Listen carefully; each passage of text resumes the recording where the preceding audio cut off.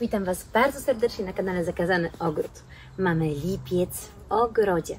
Dziś porozmawiamy nie tylko o pracach ogrodowych, które wykonujemy w lipcu, ale przede wszystkim skupimy się na hortensjach, które zaraz będą robić ekstremalnie cudowny show, jak również na różach i bylinach. Zapraszam na ten odcinek.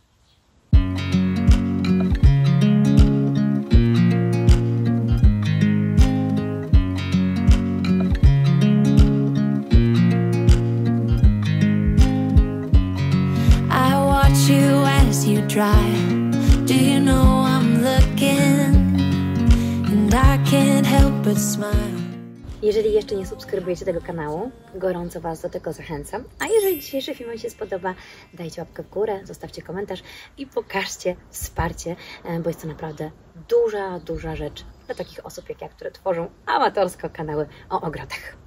Zaczynamy dzisiejszy odcinek. Słuchajcie, jesteśmy po burzy, więc rośliny wyglądają tak, jak to wyglądają rośliny po deszczu. Jak wiecie, ja zawsze na kanale pokazuję prawdziwy ogród. Jak również widzicie, trawa na razie jest niedokoszona. Byliśmy na urlopie. Po mojej chorobie trochę jeszcze odpoczywałam w domu, ale mieliśmy też wykupione wczasy. Zastanawialiśmy się, czy na nie jechać, jednak stwierdziliśmy, że na takim urlopie wypocznę najlepiej, bo wiecie, wtedy nie ma takich obowiązków domowych i faktycznie okazało się, że to był strzał w dziesiątkę, więc ogród jest teraz taki też jak po powrocie z urlopu. No dobra, ale do rzeczy. Lipiec w tym roku jest miesiącem, powiedziałabym, ekstremalnie szalonym, ze względu na to, że wiele kwiatów, wiele roślin dużo szybciej wystartowało w tym sezonie niż wcześniejszych.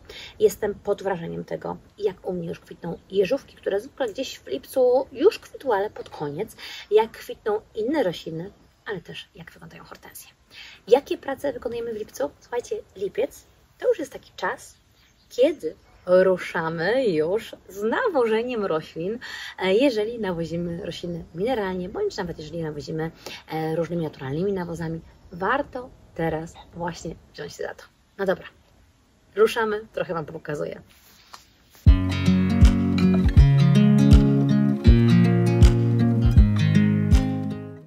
Jest po deszczu, więc bardzo dostrzegam teraz to, że dalej mamy mocną walkę ze ślimakami. W tym roku plaga ślimaków jest po prostu przerażająca i powiem Wam, że to, ile roślin mi zniszczyły, jest wręcz szokujące i niestety niszczyły też hortensje.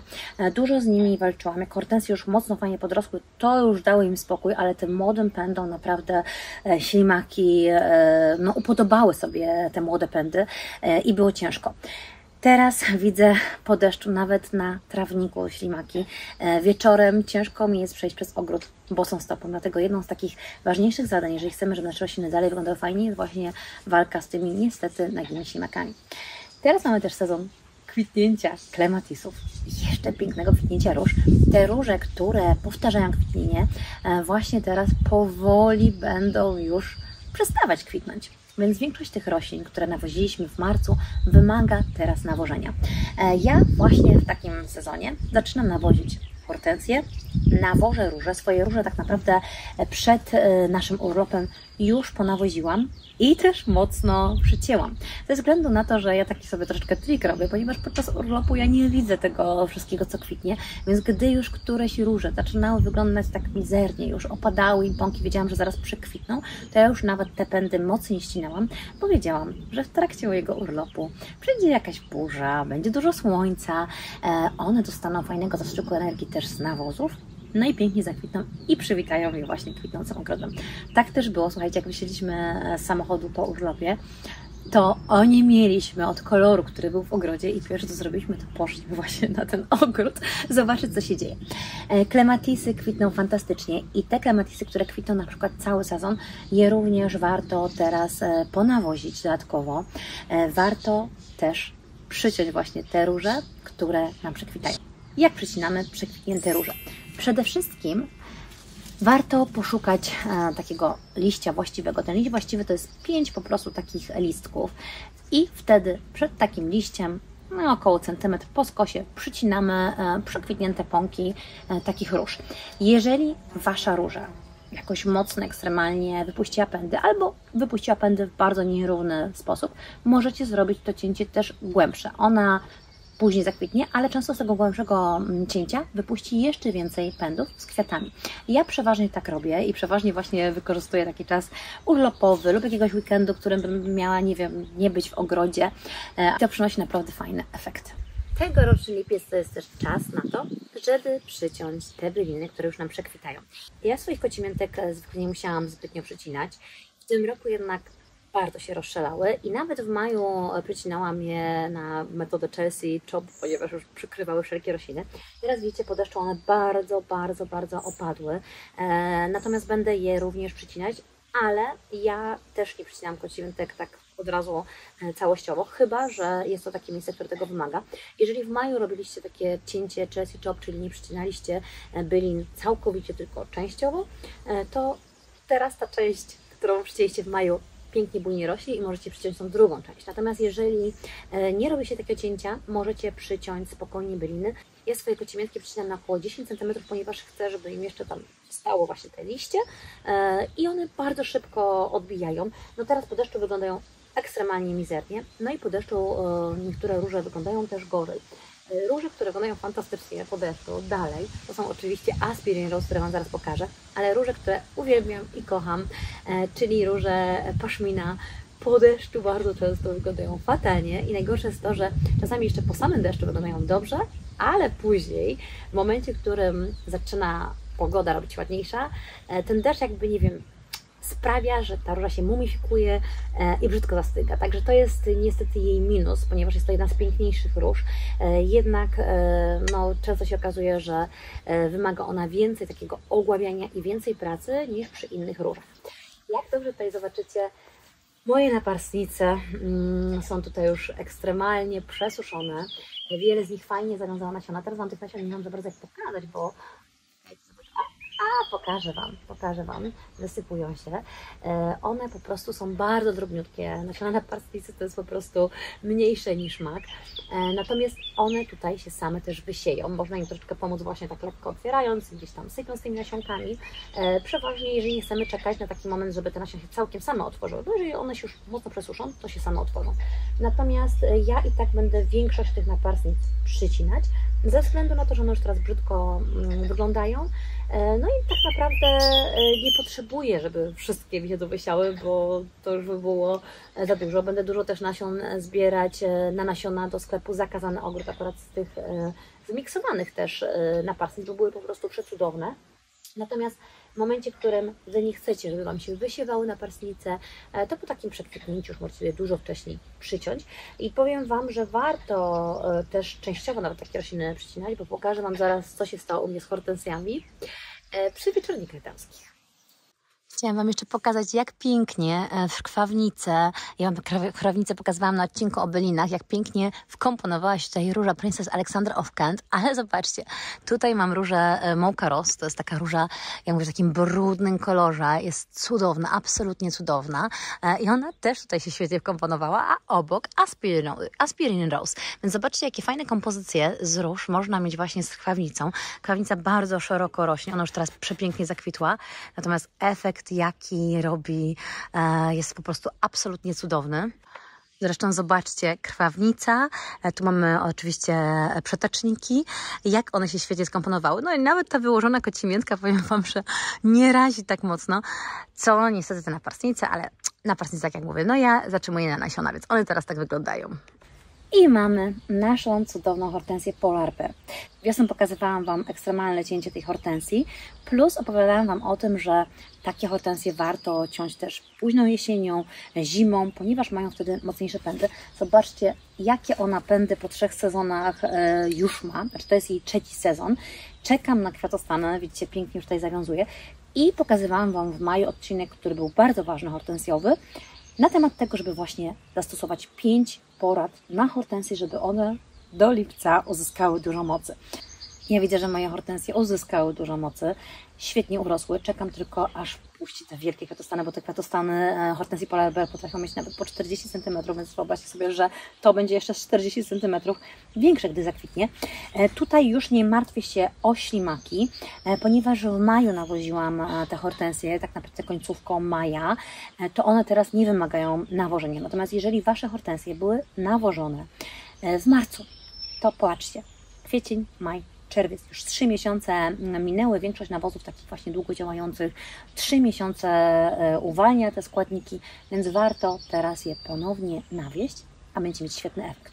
Ale bardzo ważna rzecz, temperatury teraz są bardzo wysokie. Dzisiaj, mimo tego, że był deszcz, jest, zobaczcie jak ciepło, jestem w sukience na ramionczkach, więc zastosujcie nawożenie wcześnie rano albo późnym wieczorem i pamiętajcie o nawodnieniu od razu. Zmieszajcie nawóz z ziemią, nawodnijcie hortensję. Jeżeli tego nie zrobicie, to przy takich temperaturach, nawet jeżeli zrobicie nawożenie o godzinie 8 czy 9 rano, możecie po prostu spalić właśnie swoje rośliny. I teraz Wam chciałam pokazać właśnie ogród od tej strony. Słuchajcie, wyszłam tutaj sobie specjalnie nad tą rabatę. Słuchajcie, to jest rabata, która, jak wiecie, wcześniej była tylko szpalerem tej pięknej róży, która jest różą oczywiście Maxi Vita i traw pampasowych. Trawy pampasowe nawet po tej zimie wyglądają rewelacyjnie, zobaczcie. Mają piękne środki. Jeszcze oczywiście nie kwitną, to jest jeszcze nie ich chwila, ale jest po prostu bajecznie. Natomiast to jest rabata, która była powiększona w jeden sezon. Zobaczcie, jak te rośliny tu wyglądają i jak wyglądają wszystkie przesadzone też Maxi Vity, jak one się ekstremalnie szybko przyjęły. Jeżeli chodzi o Maxi Vitę, ona teraz też może być spokojnie dodatkowo nawieziona. Ja jeszcze swojej nie nawiozłam akurat przed urlopem, natomiast ona się ogławia sama. Jednak jeżeli już widzę na niej takie właśnie przekwitnięte pędy jak te, to takie pędy po prostu wycinam. Zobaczcie, ona ma wtedy już takie po prostu, no nie wygląda to już dobrze, więc po prostu przycinam je często nisko i ona później dalej właśnie do późnej jesieni fantastycznie kwitnie. W tej chwili to wygląda po prostu jak takie, wiecie, chmury, ale tu dzieje się dużo. Na samym przodzie powolutku już zaczyna budleja startować, pięknie jeżówki, proszonogłówka, no ale chcę Wam jeszcze coś jednego cudownego pokazać, no ale pokażcie, zobaczcie jak ta rabata wygląda. Po prostu rewelacja moim zdaniem, rewelacja i naprzeciwko jest właśnie ta duża rabata. Mówiłam Wam, że nasz trawnik jest nieskoszony, ale chciałam Wam jeszcze jedną rzecz pokazać. Zobaczcie, tutaj na samym środku to jest właśnie to miejsce po trampolinie, które nawoziliśmy nawozem z Targetu, który Wam pokazywałam. On był też właśnie na mech. Zobaczcie, jak fajny efekt się zrobił. Nie dość, że faktycznie tego mchu nie ma. Ta trawa jeszcze potrzebuje chwili, ale myśmy ją nawozili miesiąc temu i tutaj były po prostu plamy takie, że nic nie było. W tej chwili naprawdę już jest fajnie, więc jestem po prostu zadowolona ekstremalnie. Ale drugą rzecz, którą Wam chciałam pokazać, to jest to. Popatrzcie tutaj.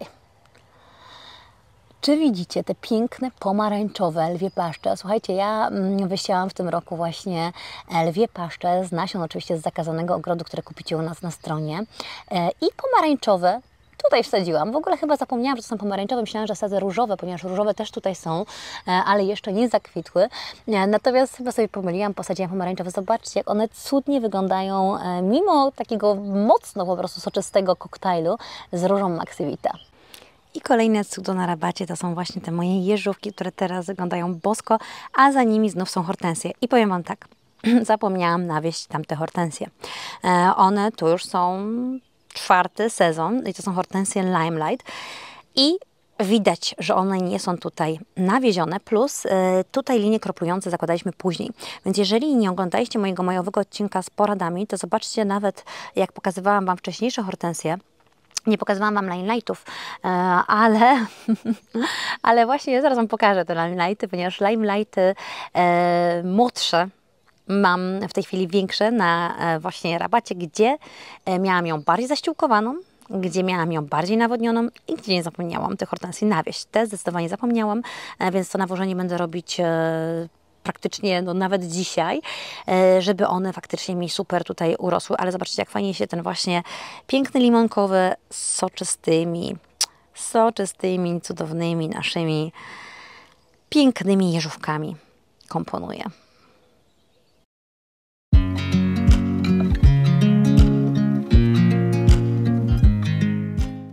mamy przepiękną Annabel Strong. Zobaczcie, jakie ona ma ogromne kwiaty. Te hortensje Annabel Strong testuję tutaj od zeszłego sezonu. Wsadzałam je w zeszłym sezonie właśnie do gleby w tym miejscu. Powiem Wam, że popatrzcie, one po deszczu mają tylko takie wygięcie. Natomiast one były też cięte na jesień, więc to jest taka, wiecie, porada dla Was, żeby one jeszcze mocniej trzymały pędy. Hortensje Annabel a hortensje Annabel Strong różnią się tym, że hortensje Annabel Strong mają co do zasady mocniejsze pędy i mniej się pokładają i faktycznie zauważyłam, że tak jest, ale druga też rzecz jest taka, że właśnie jeżeli zrobicie to cięcie, to będzie super. Natomiast ja Wam powiem, że nawet teraz po deszczu widzę, że ślimaki zjadają jej liście i robi sobie taki właśnie brzydki alurowy efekt, więc tutaj dalej trzeba walczyć ze ślimakami. Pędów już nie zjadają, pędy są po prostu bardzo mocne, ale liście dalej są dla ślimaków smakowite. Jeżeli teraz zachwyciliście się jeszcze hortensjami, możecie dalej wsadzać rośliny, ale wybierzcie takie tygodnie, kiedy nie ma upałów. Wybierzcie też to, że jednak będziecie musieli dużo nawadniać. U nas w ogrodzie jest nawodnienie, więc ja teraz dalej jeszcze kupuję rośliny, ale mimo tego nawodnienia i tak zauważyłam, że część roślin, na przykład, które ma troszeczkę dalej linie kroplujące, no to gorzej się przyjmuje oczywiście w ogrodzie, mimo tego tą wodę dostaje, ale w mniejszych dawkach. Wasze hortensje teraz też tutaj kwietnią potrzebują dużo nawodnienia, więc pamiętajcie o nich przy upałach. I jak zobaczycie, jest też jeszcze dużo pąków, które są zielone, więc one będą jeszcze piękniej bujnie kwitnąć. No, ja jestem tak zachwycona tymi Annabel Strong. Mam jeszcze jedną rabatę, na której też mam Annabel Strong. Myślę, że pojawi się ich jeszcze więcej u mnie w ogrodzie. U nas pięknie w tym roku zaowocowały wiśnie. Jestem zachwycona i powiem Wam, że nasza tycia robi robotę, ponieważ przeważnie te wiśnie były zjadane przez szpaki bardzo szybko, ale nasz kot tutaj tak grasuje, że w tym roku wystraszyła trochę szpaków. Słuchajcie, za mną jest skarpa, bardzo trudna. Ja w ogóle